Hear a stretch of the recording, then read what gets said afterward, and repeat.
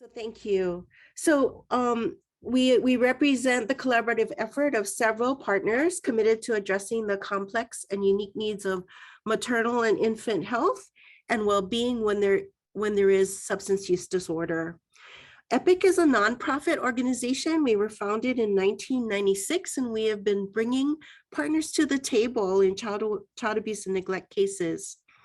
We have several programs that raise parent voices and strengthen voice and choice, including a high fidelity wraparound program called Family Wrap Hawaii.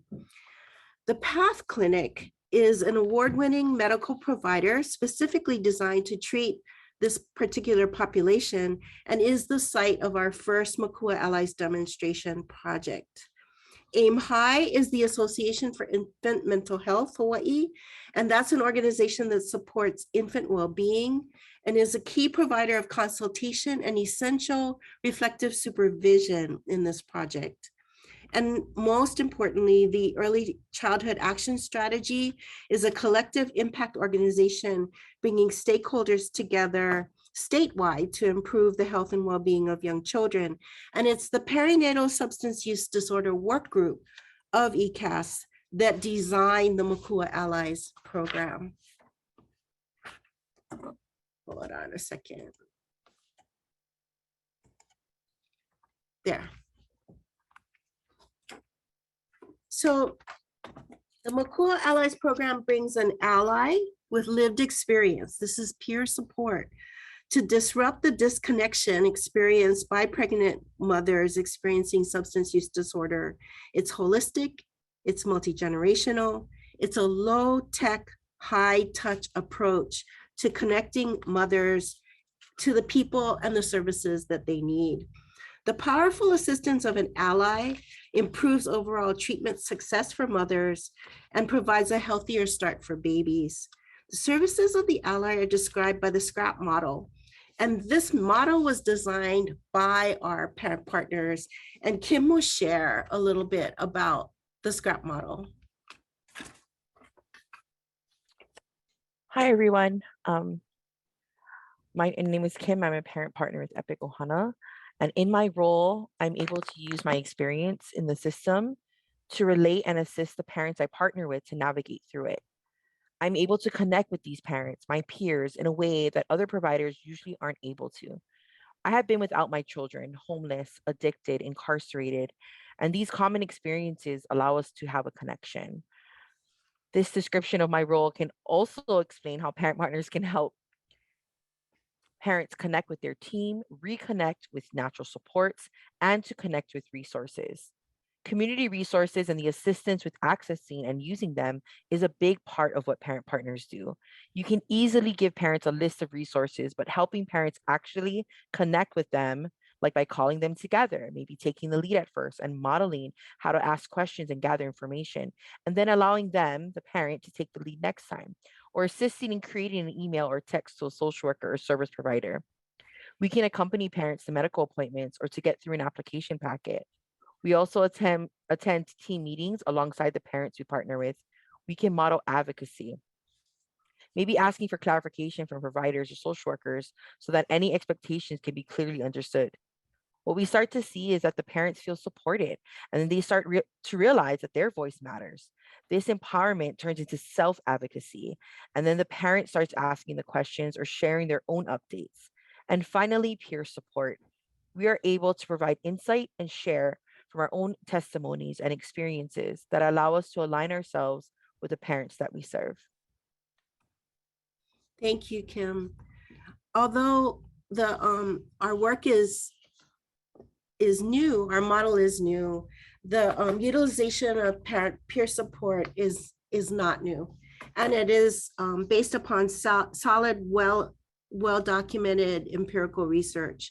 The utilization of peer support in child welfare cases has been acknowledged as a promising practice by the National Clearinghouse for Child Welfare Programs and has impressive outcomes in promoting reunification.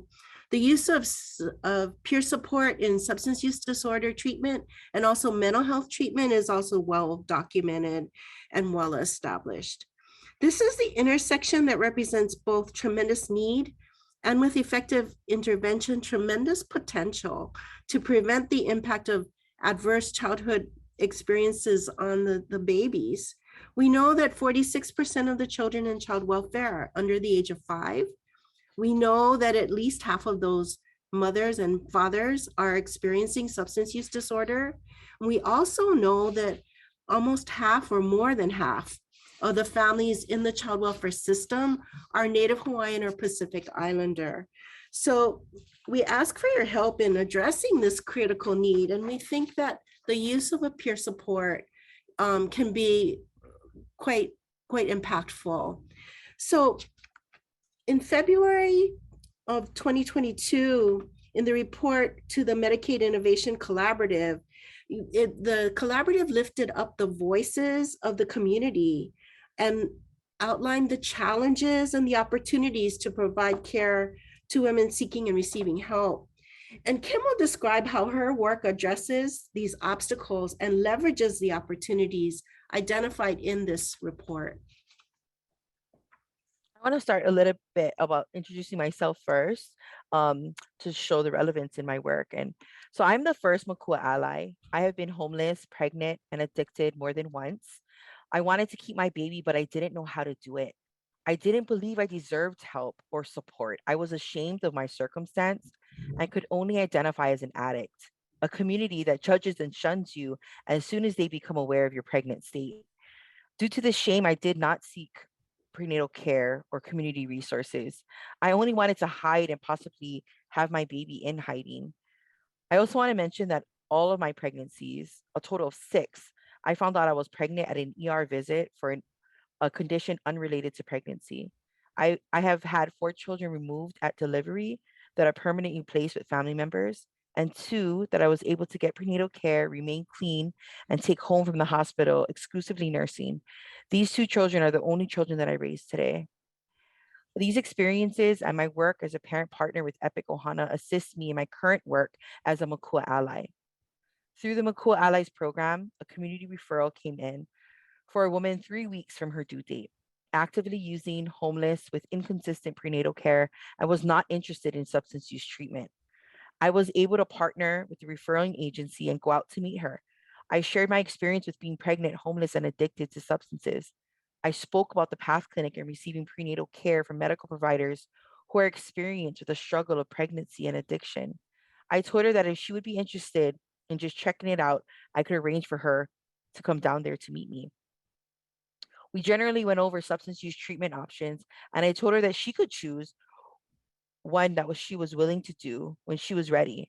And when she came to the clinic, we could talk more about it. At the end of our time together, she said, "I'll do it. Just tell me what to do." The next day, she showed up at the clinic. Shortly after meeting the staff there, was able to fill out a patient packet to enroll herself into prenatal care. She was able to sign up for substance use treatment.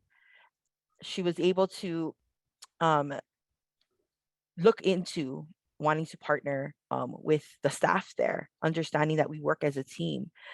Um, Shortly after that, though, her water had broke and she was rushed over to Kapi'olani Medical Center. She had to have an emergency C-section due to a placental abruption. I was told later on by medical staff that if she remained where she was and had not come in on the time that she came in, her and her baby could have died. Baby remains in the NICU, and mom was continued to be supported with a Makua ally. I was by her side to understand the process of the NICU and what was her part in it, and how to work alongside the hospital staff and the hospital social worker, being present for that conversation.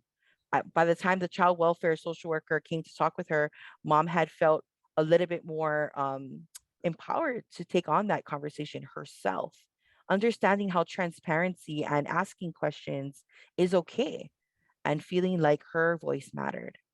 Um, she was able to go into treatment, but as many people who go into treatment their first time ever do, she had left. But the first call she made when she returned to the NICU shortly after leaving the program was to me, asking, "Is there any other options that I can look into? I want to be able to still see my baby. I want to be able to still provide breast milk to my baby. I want to be able to raise my baby. Can you show me what else we can do?" We called child welfare together. We had a meeting with the social worker to understand her next steps. And mom is able to has pursued other treatment options and has gone ever since then has done a drug assessment that will place her into an appropriate level of care that is able to satisfy the concerns of child welfare. Thank you, Kim. So we're very hopeful that these stories and Kim's story and also this work resonates with the hopes and aspirations of all of you as you address these critical needs in this complex area. We're convinced that our model holds promise in ways that are powerful and effective for the women we serve, but also ways to connect with the many innovative ideas and models that we're hearing about today as well. We need your help to grow, expand, and sustain this work. EPIC has 6 impressive parent partners currently on staff. 3 of them, including Kim, have lived experience with perinatal substance use disorder. But I do want to say a word about the importance of cultural responsiveness.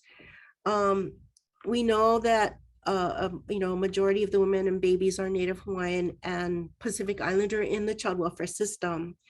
And we know from our EPIC Ohana programs that families are not only disconnected from services, but they're also often disconnected from their extended family and their culture, their cultural values and history.